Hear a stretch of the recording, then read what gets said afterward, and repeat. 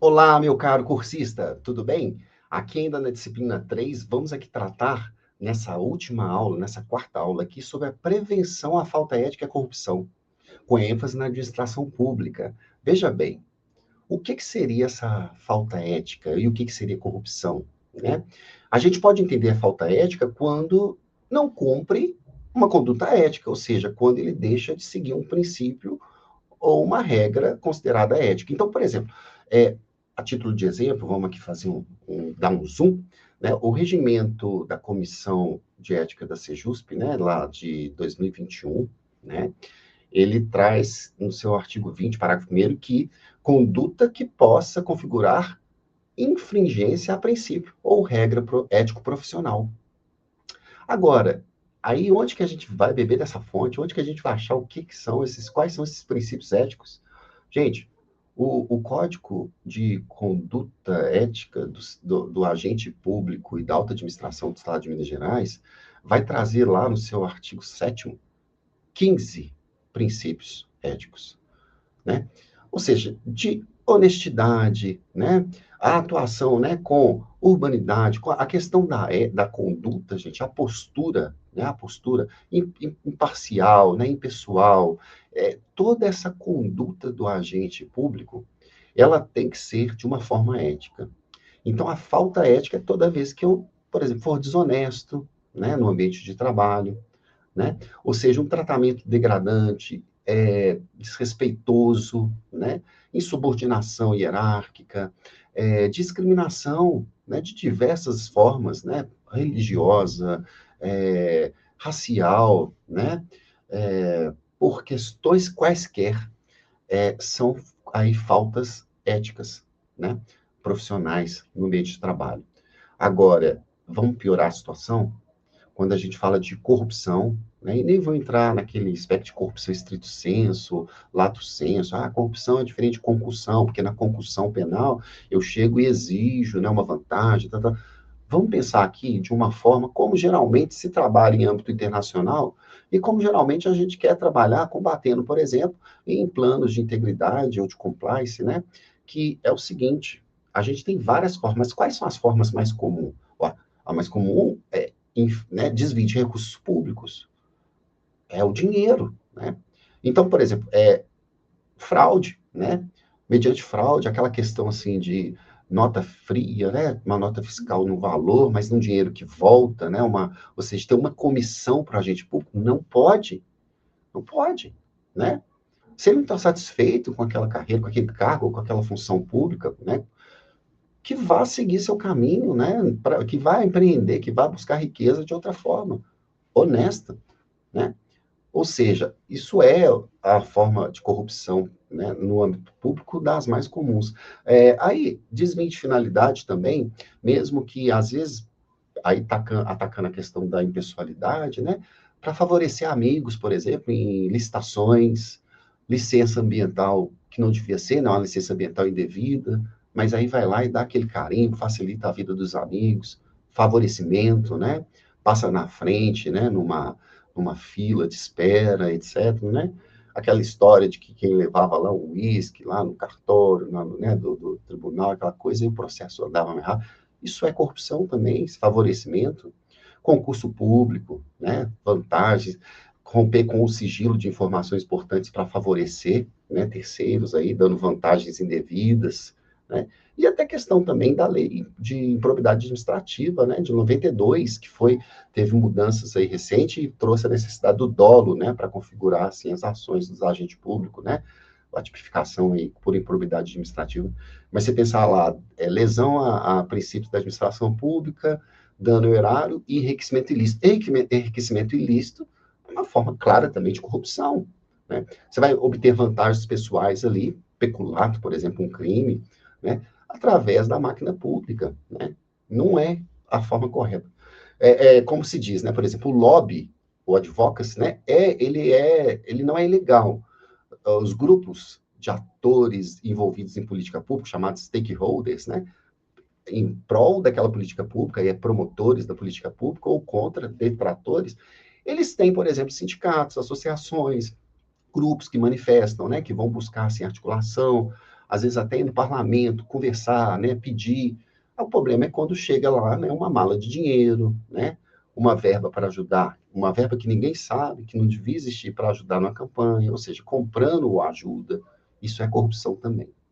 Isso é gravíssimo, gente. Isso é antiético, obviamente. E crime, né? Ou seja, a gente tem condutas antiéticas que são de posturas, que é aquilo que eu comentei na aula anterior, de falta de educação. Vamos educar. E vai da fofoca até coisas mais graves, que aí é a corrupção, a questão de tipo penal, né? Crime. Crime. Então, isso tudo é uma praga em qualquer ambiente de trabalho. Mas no serviço público dói mais, porque a coisa pública é do povo.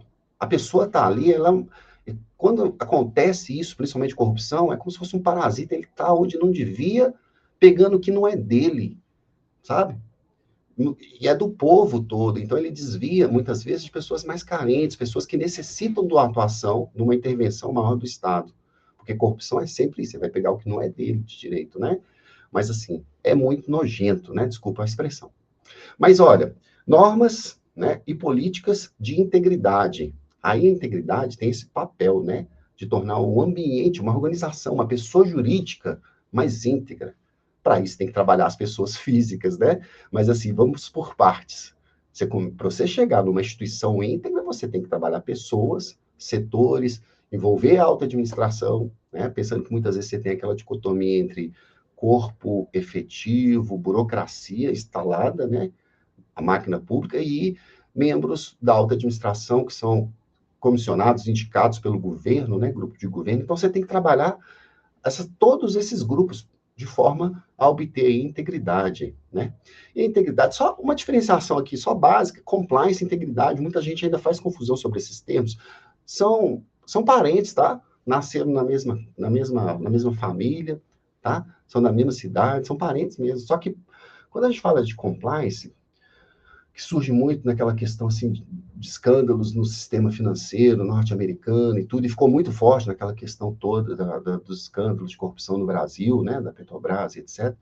A questão do compliance, de compliance é seguir, né, normas, como é que se diz? É obedecer às regras, leis, regulamentos, ou seja, é uma adequação, uma conformidade aí às normas, não só para evitar corrupção, mas às vezes para evitar desperdício, para melhorar a eficiência, né?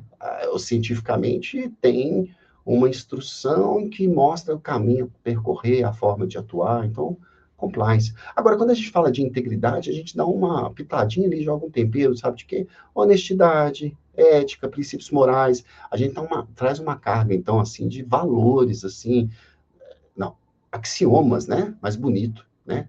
Assim, eu não abro mão dessas questões. Então, a integridade, ela vai além exatamente por causa dessa questão. Não é só cumprir normas, ainda não basta fazer, tem que fazer da melhor forma possível e acreditar que está, né? Assim, você tem que estar assim, do melhor postura ética, de valores ali por trás das suas ações também. Intenções boas, viu? Tem que ser uma boa pessoa.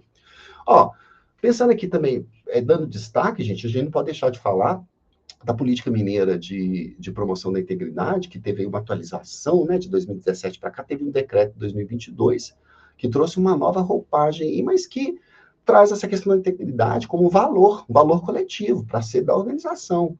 Então, traz um fortalecimento muito forte da questão da accountability e da transparência, até transparência ativa. Ou seja, a accountability é a questão de poder identificar e responsabilizar o sujeito que comete alguma irregularidade no âmbito da administração pública. A gente tem alguns exemplos que fortalecem assim, boas práticas aí de prevenção, sabe? Enfrentamento de desvio éticos aí na administração pública.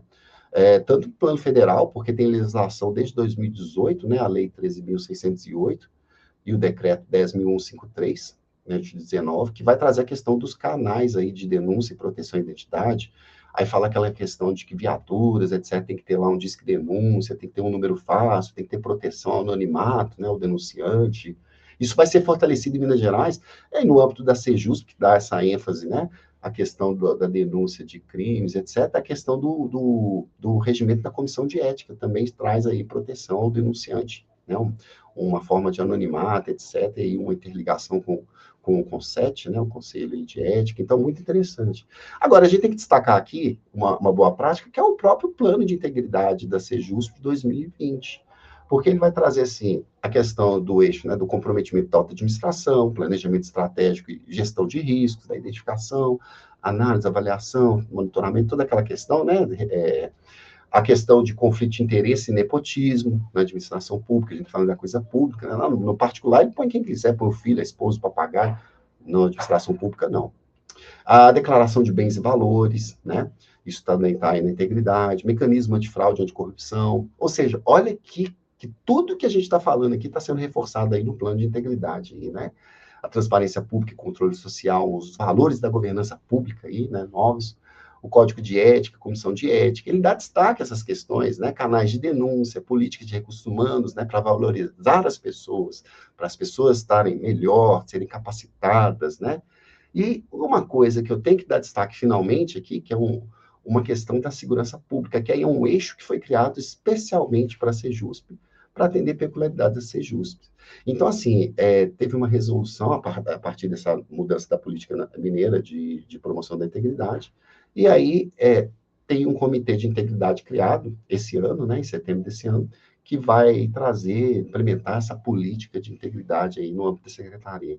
Essa questão da integridade, ela não é alcançada só de uma forma simplista, ela tem várias frentes de atuação. No caso da secretaria, da Sejusp, você vê, tem 10 eixos aí para se alcançar a integridade. Ó, espero que tenha curtido. Encontro você na próxima disciplina sobre conflitos de interesse no trabalho, ok? Espero você lá.